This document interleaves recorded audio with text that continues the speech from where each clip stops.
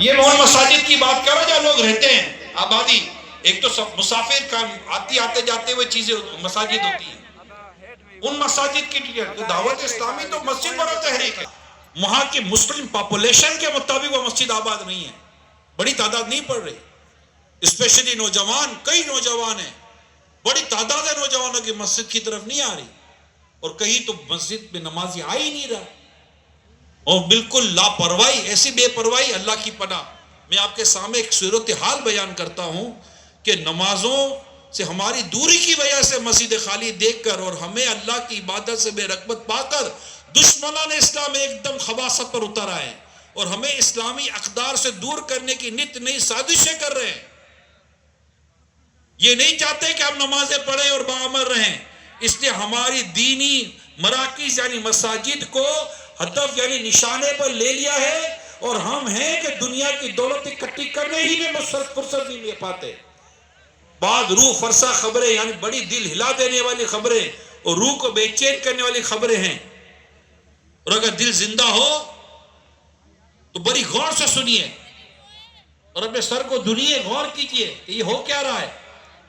ایک ملک میں نام نہیں لینا چاہتا، ایک ملک میں غیر مسلموں نے 157 مساجد کو تالے لگا دیے اور مساجد کو تجارتی اور رہائشی مقاصد کے لیے غیر مسلموں کے حوالے کر دیا گیا ہے.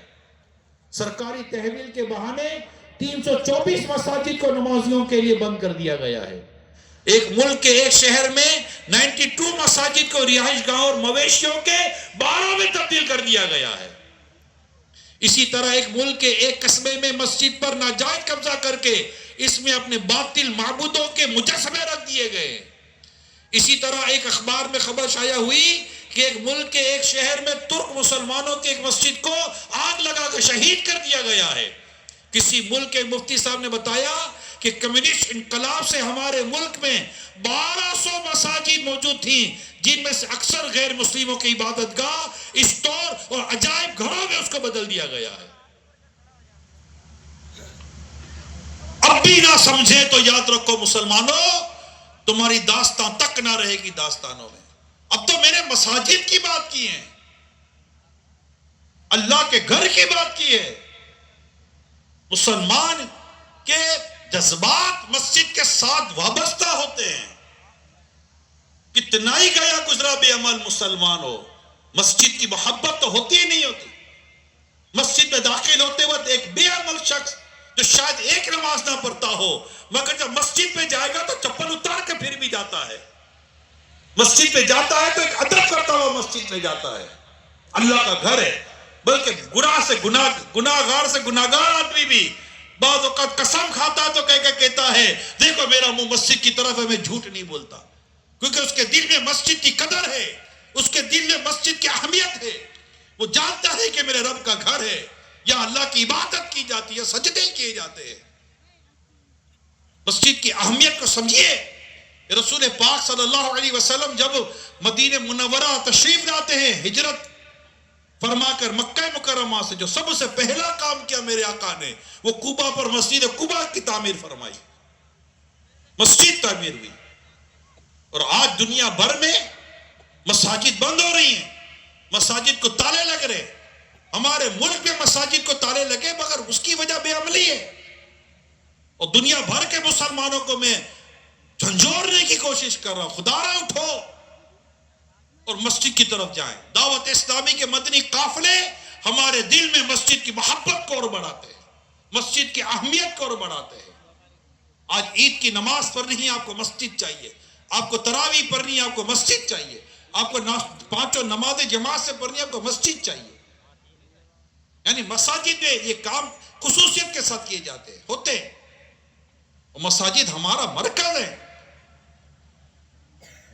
اور آج مساجد بند ہو رہی ہیں. وجہ ہم بے نمازی ہونے کی وجہ سے، ان میں دین سے دوری کی وجہ سے، اسلام کی جو تعلیمات اور اسلام کی جو معلومات اور دین کی معلومات جو ہمیں ہونی چاہیے اس کی دوری کی وجہ سے. خود آپ جہاں سے آئیں آپ کبھی جائزہ لینا. آج یہاں اجتماع سے جائیں گے نا، یا تو اللہ کرے آپ مدنی قافلوں میں سفر کریں یا اپنے علاقے میں تو جائیں گے.